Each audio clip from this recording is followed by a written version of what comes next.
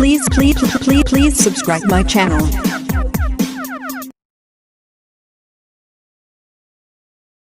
Good morning विद्यार्थियों, आज हम पढ़ेंगे प्रश्न नंबर 3 एक्सरसाइज 2.3 का।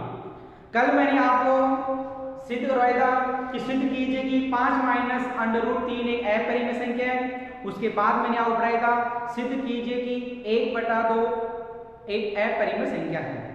और मैंने आपको बताया था जब किसी भी अंडर रूट की संख्या के साथ में यदि एक और संख्या आ जाए तो आपको पूछे कि ये परिमेय संख्या है तो आपको कैसे करना है, अंडर रूट की संख्या को अकेला करना है और बिना अंडर रूट की संख्या का आपको पक्षांतरण करना है। इस प्रकार से मैंने आपको बताया था। और यदि केवल एक ही संख्या है जैसे under root 2, under root 3, under root 5, तो ऐसे प्रश्न मैंने आपको प्रश्नों के दिए कराए थे वैसे करने हैं। ठीक है, आज करते हैं प्रश्न नंबर 3। सिद्ध कीजिए कि under root p plus under root q एक अपरिमेय संख्या है। वो एक बार मानेंगे क्या कि माना कि under root p plus under root q एक परिमेय संख्या है, हम इसको उल्टा मानेंगे। तो देखो माना खाली इसका वो देखो उलट लीजिए, ठीक है। हम क्या बोले माना कि ठीक है माना कि under root p plus under root q एक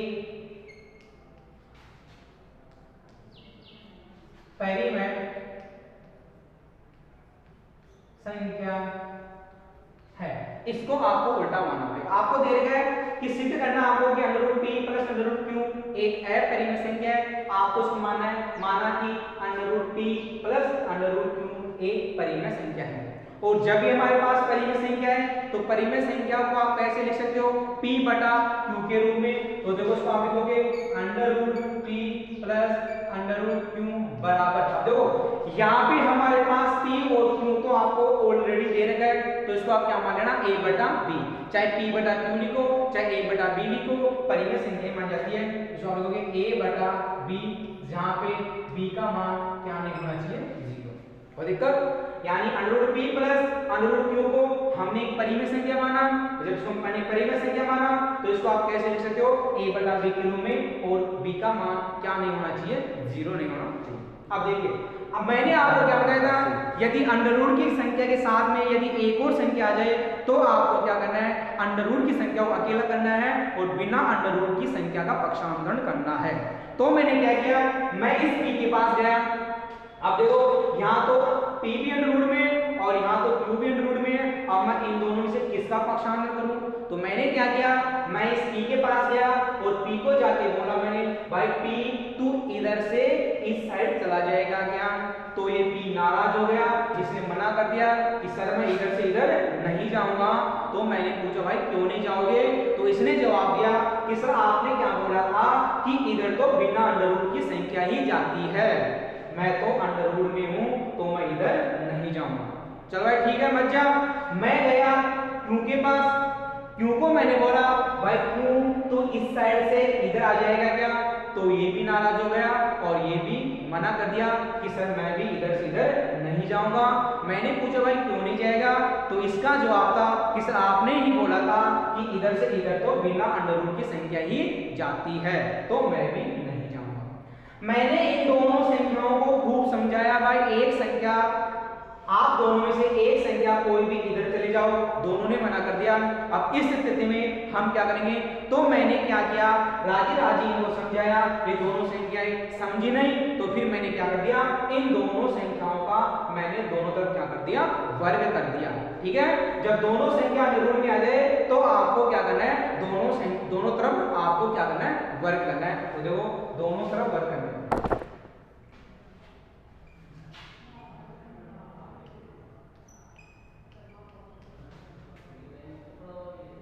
दोनों तरफ वर्ग करने पर।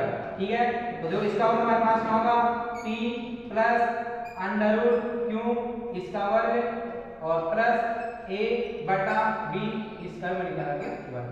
ये हमारे पास हो गया a प्लस b का होल स्क्वायर हो गया ना, क्या होता है a square plus 2ab plus का b स्क्वायर। तो देखो a प्लस b का होल स्क्वायर बराबर हमारे पास क्या होगा ए स्क्वायर प्लस का 2ab प्लस का b स्क्वायर होता है a प्लस b का होल स्क्वायर। a का मान होगा अंडर रूट b, b का मान होगा अंडर रूट q, तो देखो a स्क्वायर तो अंडर रूट b का स्क्वायर प्लस 2 a का मान कितना है अंडर रूट b गुणा b का मान कितना है under root q plus b square, b का मान हमारे पास अंडर रूट q का स्क्वायर और बराबर ये हमारे पास होगा इसका स्क्वायर। ये स्क्वायर a के ऊपर भी है और ये स्क्वायर b के ऊपर भी है, तो क्या हो जाएगा a स्क्वायर बटा b स्क्वायर। ठीक है, अंडर रूट p का वर्ग करेंगे तब हमारे पास क्या आएगा p आएगा। जब किसी भी संख्या के ऊपर जब कोई संख्या अंडर रूट में हो और उसके ऊपर स्क्वायर लगा हुआ होता है तो वो की वो संख्या आती है हमारे पास आएगा p प्लस 2। p को मैंने अंडर रूट p को मैंने गुणा किया अंडर रूट 2 से, तो हमारे पास आएगा अंडर रूट p q, क्योंकि दोनों संख्या अंडर रूट की है, दो अंडर रूट की संख्याएं आपस में गुणा हो सकती है। उसके बाद देखो अंडर रूट q का स्क्वायर हमारे पास क्या होगा q बराबर a स्क्वायर बटा b स्क्वायर। कोई दिक्कत? अब मैंने फिर क्या किया, मैं p के पास गया, भाई p अब बता तो इधर से इधर चला जाएगा क्या, तो p ने बोला हाँ सर अब मैं इधर से इधर चला जाऊंगा। मैंने बोला भाई यहाँ तो मना कर दिया इधर से इधर जाने में, अब तू यहाँ पे इधर से इधर आने में कैसे राजी हो गया, तो इसने बोला कि सर यहाँ तो मेरे ऊपर अंडर रूट लगा हुआ था लेकिन यहाँ पे मेरे ऊपर अंडर रूट नहीं लगा हुआ है, इसलिए मैं अब इधर जा सकता हूँ। आपने ही बोला था कि बिना अंडर रूट की संख्या इधर जाती है। फिर मैं q के पास गया, भाई q तो इधर से इधर चला जाएगा क्या, ये q भी राजी हो गया, तो मैंने इसको बोला भाई q क्यों राजी हो गया, तो इसका भी वही जवाब था कि सर यहाँ तो मैं अंडर रूट में था लेकिन यहाँ पे मैं अंडर रूट में नहीं हूँ तो मैं भी इधर चला जाऊंगा। तो मैं p का और q का इधर क्या कर दूंगा पक्षांतर, तो देखो 2 अंडर रूट p q बराबर a स्क्वायर बटा b स्क्वायर माइनस का p और माइनस का q आपको लिखना है। ठीक है, 2 अंडर रूट p गुणा q बराबर a स्क्वायर बटे b स्क्वायर माइनस इधर गए तो माइनस का p और इधर गए माइनस का q। मैंने क्या बोला था अंडर रूट की संख्या को अकेला करना है, बताओ ये अंडर रूट की संख्या हमारे पास, लेकिन इसके साथ हमारे पास क्या है 2 भी है। अब बताओ अंडर रूट p q के साथ 2 गुणा में ना किसी जाएगा भाग में, तो इसको आप क्या लिख सकते हो अंडर रूट p गुणा q बराबर 1 बटा 2 a स्क्वायर माइनस बटे b स्क्वायर माइनस की और माइनस का q। अब देखो मैंने क्या बोला था अंडर रूट की संख्या अकेली होनी चाहिए, बताओ अंडर रूट की संख्या अकेली हो गई ना, बिल्कुल अंडर रूट p और अंडर रूट q दोनों क्या हो गए हमारे पास अकेले हो गए। इसको आपको नाम देना समीकरण नंबर 1। जब अंडर रूट की संख्या अकेली हो जाए तो मैंने आपको कुछ लाइनें लिखाई थी, वो लाइनें आपको यहाँ पे लिखनी है। क्या लिखोगे a b p व q पूर्णांक है,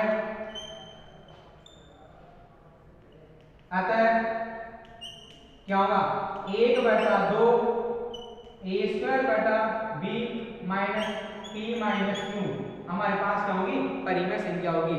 जिस संख्या को हम a बटा b या p बटा q के रूप में लिख सकते हैं हमारे पास क्या होगी परिमेय संख्या होगी। तो 1 बटा 2 a स्क्वायर बटे b square minus p minus q एक परिमेय संख्या है।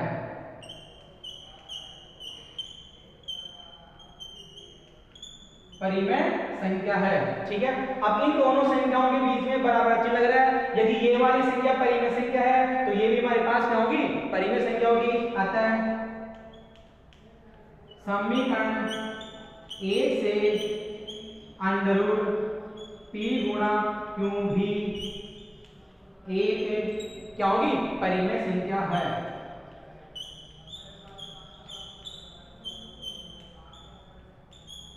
परिमेय संख्या होगी, ठीक है। यानी ये वाली संख्या परिमेय संख्या है तो ये भी क्या होगी परिमेय संख्या। लेकिन हम जानते हैं क्या सभी अंडर रूट की संख्याएं परिमेय संख्या होती है क्या, नहीं। लेकिन अब आप आगे क्या लिखोगे, लेकिन हम जानते हैं कि अंडर रूट p गुणा q एक अपरिमेय संख्या है।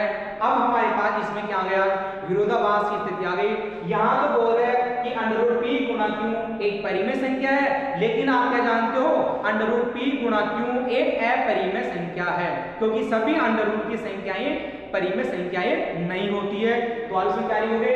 यहाँ तो बोल रहा है कि अंडर रूट पी गुणा क्यू एक परिमेय संख्या है, लेकिन हम जानते हैं कि अंडर रूट पी गुणा क्यू एक अपरिमेय संख्या है। अब हमारे पास क्या आ गई विरोधाभास की स्थिति।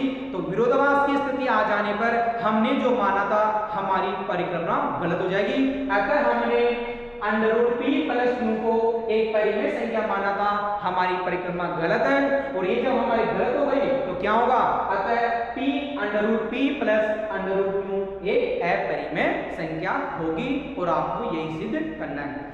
अब इसमें आपके पास एक एग्जाम्पल है, प्रश्न में पढ़ रहा हूं, बोल रहा हूं, आपको उस प्रश्न को हल करना है और व्हाट्सएप ग्रुप या मेरे प्रश्न नंबर पे डालना है, ठीक है। यहाँ पे प्रश्न था सिद्ध कीजिए कि under root p plus under root q एक अपरिमेय संख्या है। अब आपको सिद्ध करना है, सिद्ध कीजिए कि under root 5 plus under root 2 एक अपरिमेय संख्या है, या सिद्ध कीजिए कि under root 2 plus under root 5 एक अपरिमेय संख्या है। बस यहाँ पे आपको क्या करना है, अंडर रूट 2, और यहाँ पे आपको क्या करना है, अंडर रूट 5। ये प्रश्न आप सभी विद्यार्थियों को करना है। देखिए, सिद्ध कीजिए कि under root 2 plus under root 5 एक अपरिमेय संख्या है। बिल्कुल ऐसे की ऐसे हल होगा, और इसको हल करके व्हाट्सएप ग्रुप या प्रश्न नंबर पे आपको शेयर करना है। धन्यवाद।